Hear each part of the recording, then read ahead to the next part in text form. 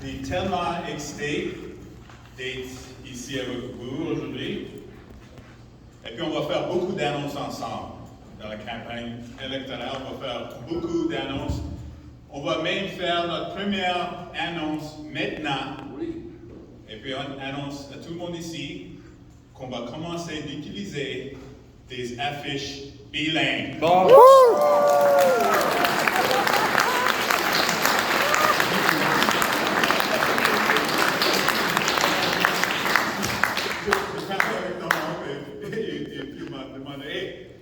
Tu sais, on pourrait dire for all of us en français. Oui, on pourrait reconnaître qu'on est venu ici à Saint-Boniface avec des affiches en anglais. On va changer ça, on va faire une présentation bilingue en français, dans les langues autochtones. On va parler à tout le monde dans ta langue.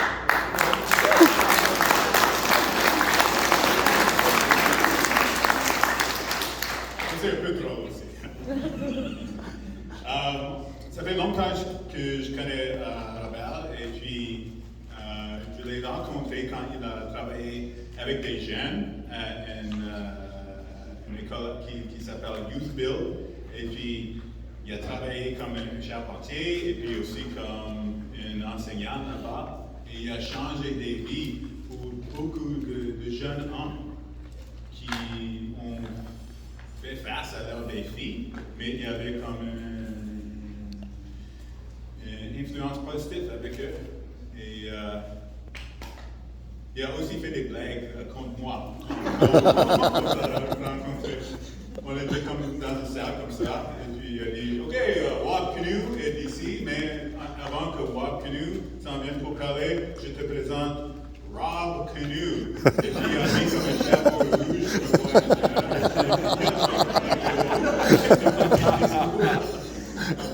Anyway, long story short, there's an alter ego of myself that lives on. Mais on est ici pour une raison très importante, et c'est parce que le Saint-Boniface, dans une province qui était inclus dans le Canada comme une province par les Métis et puis par les peuples de cette circonscription, de cette terre, c'est une circonscription qui est très importante pour le passé, pour l'avenir de notre province.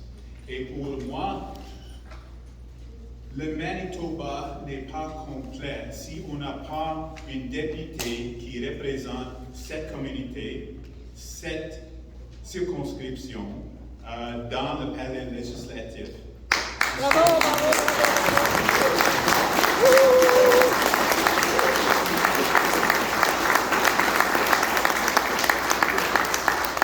Robert vient de Saint-Boniface, il habite à Saint-Boniface, et je pense que juste en regardant tout le monde qui est venu ce soir, qui est le gars qui pourrait le faire, avancer ce projet de représentation pour le Saint-Boniface, pour la francophonie au palais législatif. Et je suis vraiment excité pour avancer ce projet. Je sais qu'il y a beaucoup de défis dans la communauté francophone, surtout sur la représentation sur les CA, soit dans le système de santé, soit dans le système des écoles. Et on devrait avancer ce projet. Alors oui, je suis tellement excité d'être ici pour appuyer son travail, mais je suis aussi ici comme un chef pour vous dire que si on a du succès l'année prochaine, que je voudrais être un premier ministre qui pourrait engager avec la communauté francophone dans talent.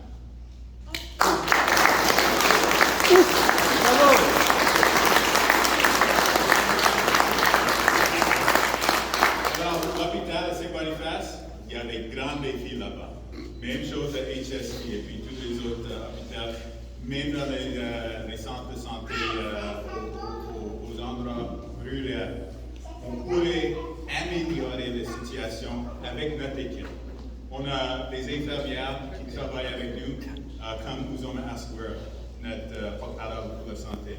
On a aussi une candidate excellente qui est venue d'ici de Lac de Bonnie, Kathy Majowski. On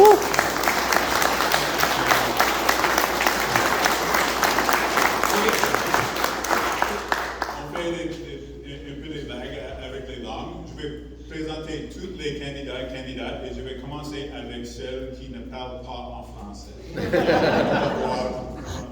Non. OK. Les députés qui sont ici, et puis il y a beaucoup pour appuyer Robert. On a Matt Weed qui s'en vient de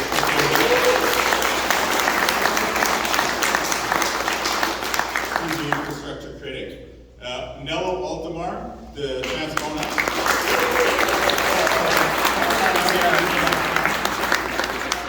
J'ai vu Mal. OK, Marco Silvio, de Fort Garrett.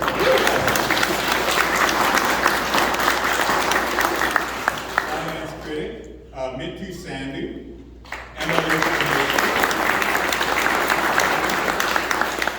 Adrien Salah, de St. James.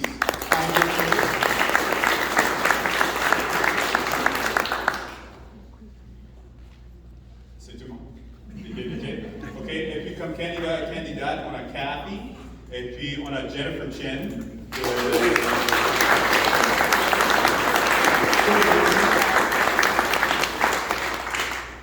Et puis, c'est ça? OK, excellent. Alors, il y a beaucoup de membres de cette équipe qui sont excités d'être ici pour appuyer Robert comme le candidat au Saint-Boniface.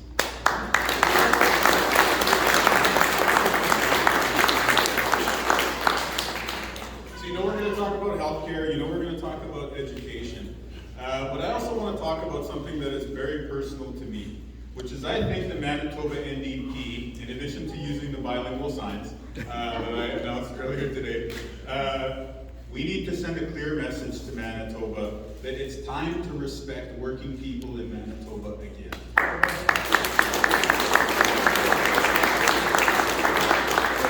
And we all know that Manitoba NDP, the roots and the history is as the party for working people.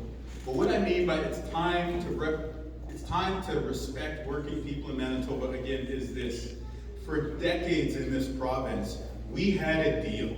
We had a deal between working people and the rest of the society. And the deal went something like this. If you work hard, if you contribute your fair share, then in return, your government is going to give you a hospital where you can be seen in less than 12 hours. It's going to give you a decent school for which you can send your kids. It's going to give you a road that's not super terrible to drive down. Et puis, il va aussi promouvoir la langue française, offrir des services dans la langue française aussi.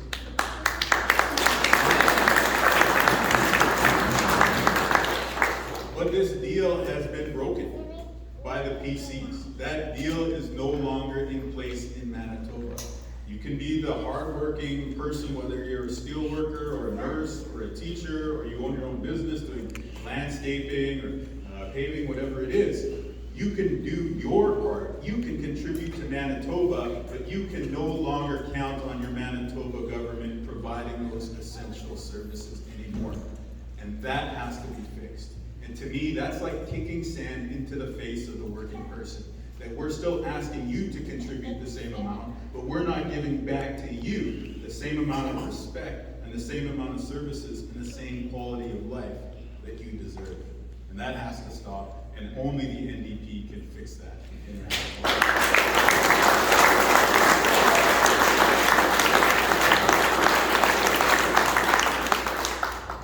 Et puis, ton oncle a aussi demandé de parler au sujet du changement climatique. Alors, tout le discours est juste pour ton oncle. I also wanted to talk about climate change and to talk about the environment as well.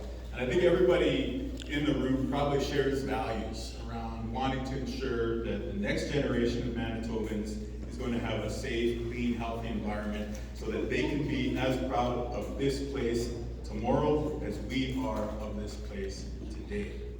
And to me, that's what protecting the environment and protecting climate change is all about. I think we also have to be honest and cognizant of the political dimensions of the climate conversation. And what I mean by that is this. Right now, there are many conservative politicians on the right side of the spectrum who are weaponizing climate to try and turn working people into voting against their self-interest. Right. There are many right-wing politicians, not just in Canada, but we're seeing more and more of it in Canada, who are trying to say that you have to choose between jobs and the climate. And what I want the Manitoba NDP to do is not just to win that debate and beat those voices in the next election. I want the Manitoba NDP to win the next election, form government, and make the policy decisions so we can build Manitoba up into a clean energy superpower and prove to the rest of the world that those conservatives are lying to working people and that you can have jobs and you can have climate. And not only that, the only way you will have jobs in 20 years is by doing the environmentally right thing to do today.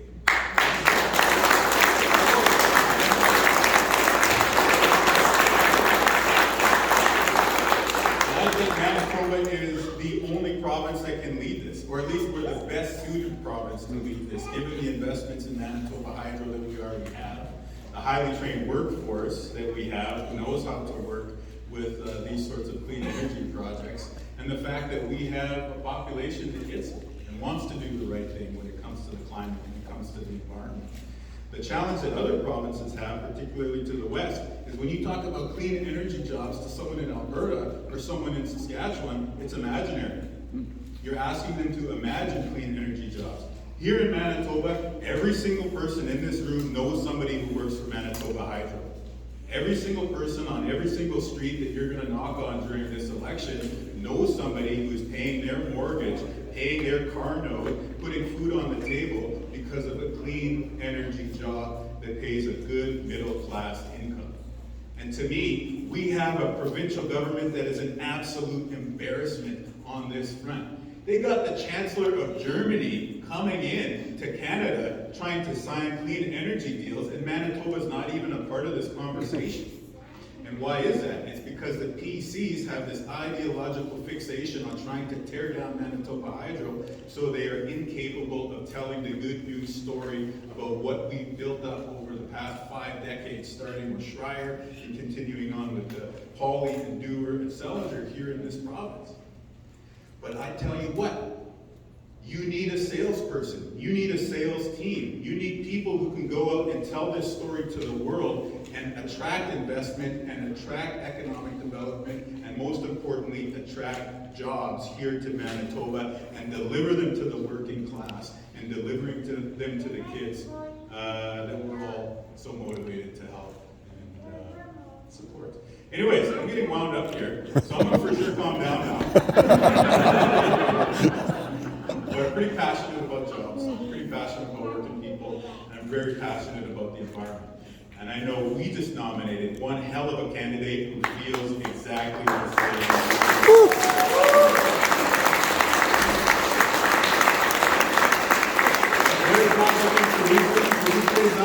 Pas juste le candidat pour l'NDP, mais la prochaine députée pour Saint-Boniface, Robert Loisel.